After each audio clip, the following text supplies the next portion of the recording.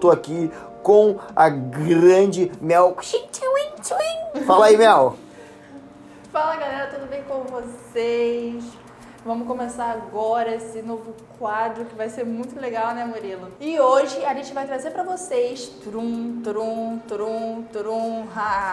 o top 5 animes, os melhores lançamentos de 2019 e 2020. Será que vocês vão concordar com tudo que a gente vai falar? E vamos agora ao quinto colocado da nossa lista. Dr. Stone, você chegou a assistir, Murilo? Eu cheguei a não assistir esse anime ainda, mas eu vou assistir, eu li sobre, né? E eu gostei muito, principalmente da parte de estudos científicos. O anime tem todo um embasamento real em estudos científicos. Né? E toda a história, como a história se desenvolve, né? Um local onde acabou de passar por uma ação misteriosa onde todos se tornaram pedras. Realmente foi um anime que chegou para mostrar que ele é diferente, num conceito totalmente diferente, que envolve ali toda a animação da cultura japonesa, mais da ciência. E ele deu muito o que falar por conta disso. Eu sou um grande fã de, por exemplo, House.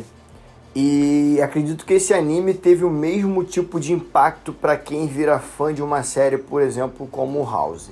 Você quer ser médico, você quer largar tudo e fazer medicina, tu quer largar.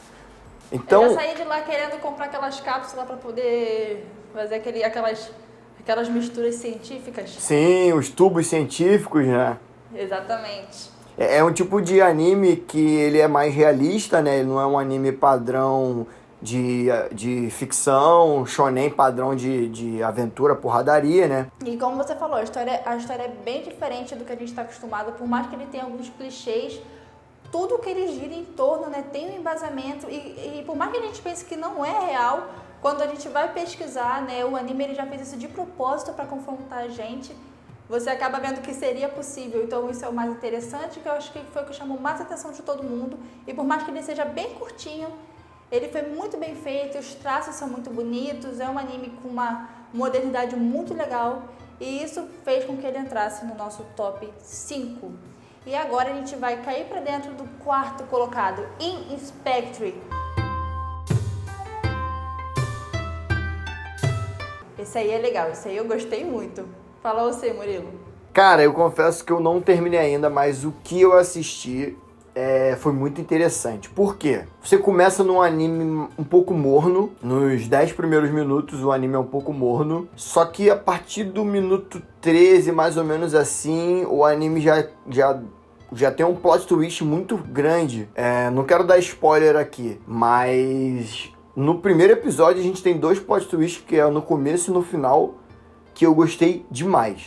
Dizem que ele foi um anime que ele começou muito sincero, né? Já no primeiro episódio, cativando muitas pessoas. E por mais que ele seja um mistério, com romance, né? Ele segue uma linha muito divertida e que prende muito a galera. É um anime muito fluido, com um roteiro muito bacana. E, obviamente, ele tem muito potencial. É um anime de muito potencial. Não, muito potencial, me prendeu totalmente a história. Eu tô doido pra terminar, eu já tô ansioso aqui, querendo terminar pra saber o que vai dar. O enredo que foi construído, eu achei muito interessante também. A mitologia que eles construíram, achei bacana. É um pouco bizarro às vezes, o anime ao mesmo tempo que ele é fofo, que ele tem a sua parte de romance, ele também tem umas coisas meio macabras. Então, assim, é um anime que eu achei muito interessante, muito legal. Ele, até nas cenas que ele faz, né, toda aquela ficção, aquele mistério, aquele terror, né, vamos dizer assim, eles conseguiram levar muito bem a história. E o que é mais legal é como tudo gira ao redor, né? Fala sobre uma menina que foi ali, né, mais ou menos um spoilerzinho, que foi sequestrada ali quando tinha 11 anos e foi convidada a se tornar a deusa da sabedoria e logo se apaixona por um outro personagem, nosso outro protagonista, né, o masculino, que ele já é totalmente um pouquinho, vamos dizer, o reverso dela, né? Ele já é uma pessoa que é temida por todos os seres sobrenaturais. Então, eles pegaram mesmo esse clichêzinho, né, de romance, mas conseguiram vincular com uma história incrível. Uma coisa que eu queria comentar aqui, que eu lembrei, eu gostei muito, já dando um spoiler assim, da forma que o corpo do nosso protagonista, né, do nosso segundo protagonista, se recupera. Eu gostei do tipo de animação, da forma que eles fizeram na animação a recuperação, né, o fator de cura dele. Eu achei muito legal. Isso eu não cheguei a assistir, tô bem curiosa sobre, na verdade. E você falando, as análises falando, né, os críticos comentando sobre, me deixaram ainda mais ansiosa. E eu creio que exatamente por isso que ele é tão merecido desse 4º lugar. Mas agora indo para o nosso 3º lugar. Ele, que é totalmente diferente do que a gente está acostumado. Vamos começar logo pela abertura, né, que é Tower of God, que já começa ali com uma abertura totalmente em coreano. A gente está acostumado a um anime, né, seguir aquela abertura em japonês. E Tower of God já veio quebrando esse padrão, né, trazendo aí um K-pop na abertura, já lancei em todas. Toda vez que o anime começa eu tô dançando. E foi um anime muito interessante, eu acabei de terminar ele, na verdade. E eu tô muito apaixonada por Tower of God. Esse anime trouxe uma revolução, a gente pode dizer assim, né? Porque ele é baseado em uma história coreana, ele não vem de um mangá tradicional japonês. E eu acho que isso pode revolucionar, isso pode abrir portas para novos estilos de animes, os sem ser japonês. Claro, ele tem uma narrativa que prende você muito rápido, né? Ali no primeiro episódio ele já te deixa completamente curioso, ele te joga vários mistérios, então você fica naquela ânsia de ter que assistir. É diferente de todos os outros, quando eu digo que jogou vários mistérios. Normalmente o anime ele joga normal no primeiro episódio, mas Tower of God ele te deixa realmente intrigado com muitas questões, ele te deixa com muitas dúvidas que você só vai entender assistindo os outros episódios. E ele te explica de uma forma muito boa, apesar de eu não ter gostado muito do protagonista, né, dos dois protagonistas, achei eles um pouco sem sal. A história em si é muito interessante, os antagonistas são maravilhosos, né, eu tô apaixonada pelo antagonista. Eu tô apaixonada pelo antagonista mais do que pelo protagonista, mas ele tá seguindo uma linha muito legal. O anime ainda é curtinho, né? Ele tá aí com, acho que nem chegou a 10, ele tá com 8 episódios. E já conseguiu levar uma história totalmente diferente, né? E ainda mais que ele é totalmente basado na história coreana, como o Murilo falou.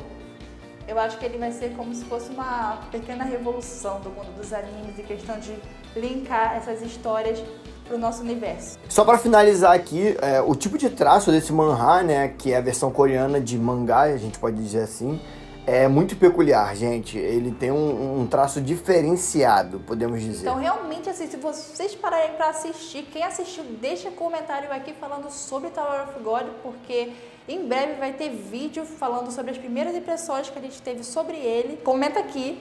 E agora a gente vai pro nosso queridíssimo segundo colocado. Aquele anime que é um romance totalmente incomum, diferente. Esse realmente, se eu falei que todos os animes eram diferentes, Beatstar é o universo da diferença. Porque ele merece completamente o segundo colocado. É um anime muito bem construído, com uma história muito interessante. E quem vai falar um pouquinho deles pra vocês é o Murilo. Eu gosto, gente, de anime assim. Eu também gosto de animes com porradaria e tudo mais. Porém, eu gosto muito de um anime que tem uma história legal, um anime de romance, eu gosto bastante também, como High Score Girl. E Beastar chegou, tipo assim, abalando meu coração, entendeu? Eu comecei a ver, eu sou muito fanático por lobos também. Acho que por isso eu dei uma chance, né? Já te cativou. Eu fiquei cativado pelo Beastars porque eu gosto muito de lobo. E aí eu parei pra assistir e cada episódio vai te cativando e você vai querendo saber o que vai acontecer. E é muito bacana você ver a evolução dos personagens. Eu acho que maturação de personagem é uma coisa muito importante quando você tem séries ou mangás, enfim. Exatamente.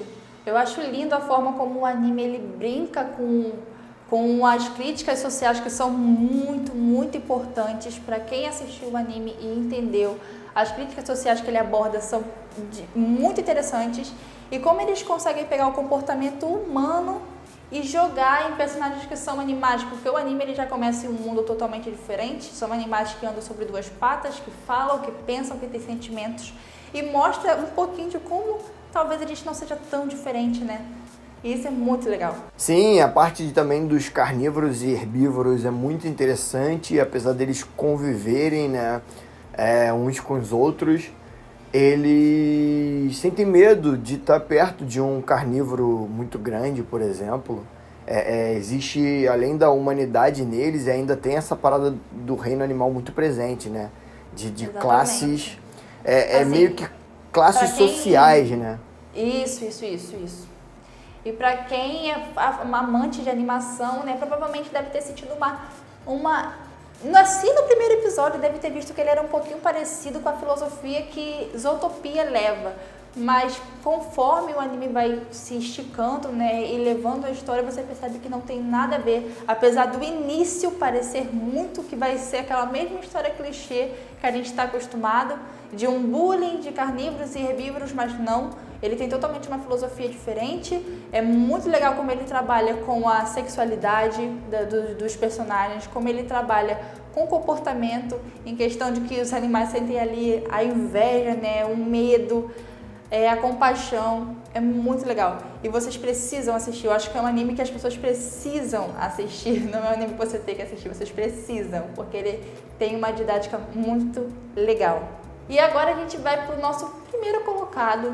Ele que é o queridinho, não tem como, ele veio aí quebrando a bilheteria de todo mundo, porque ele vendeu demais, foi recorde em vários lugares, já tem continuação marcada sim, que é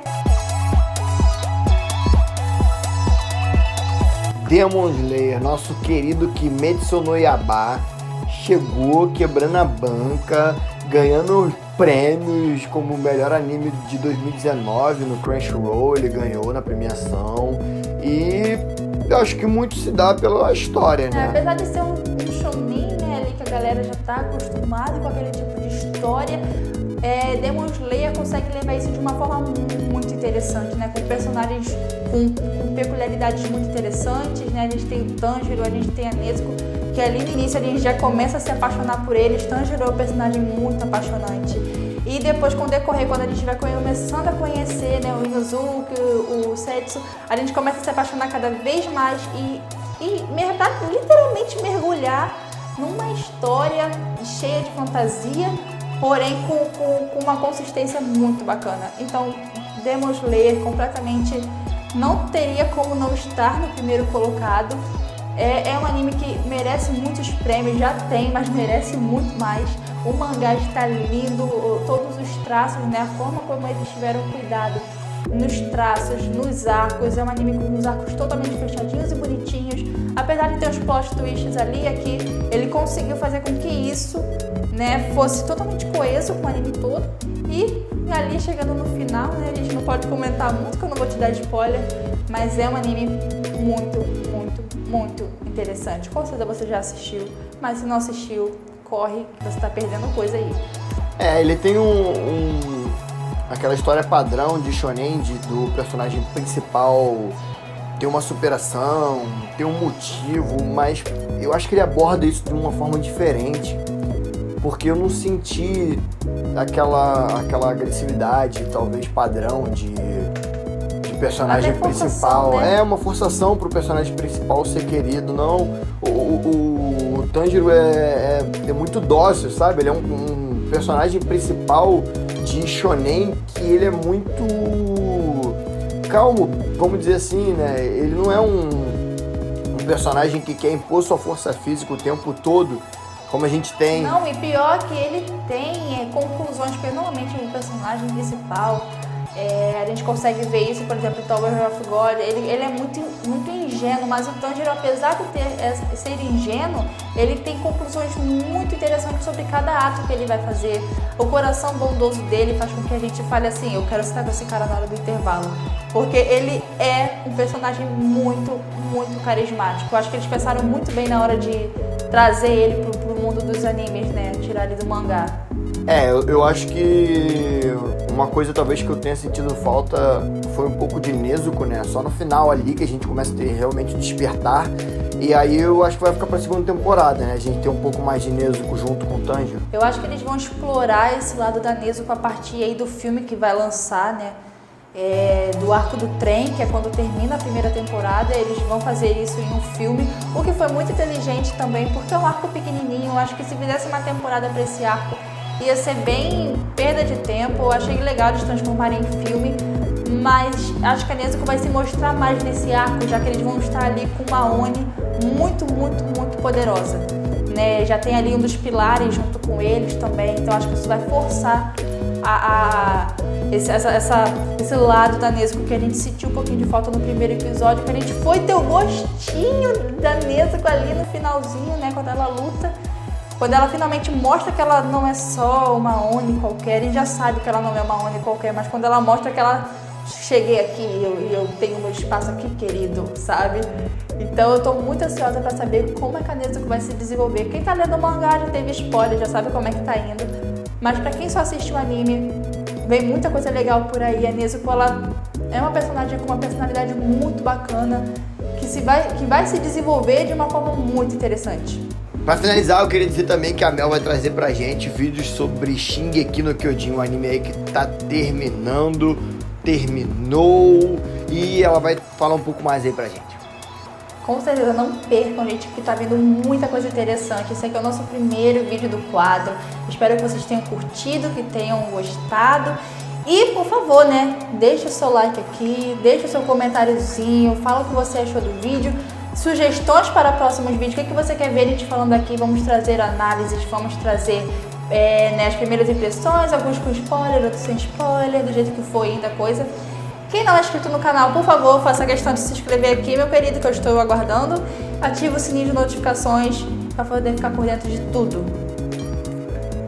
É isso, galera. Comenta aqui embaixo desses 5 qual foi o anime que você mais gostou. E fica ligado para estar sempre junto aqui com a gente. Valeu, até a próxima. Tchau, tchau. Valeu, um beijo!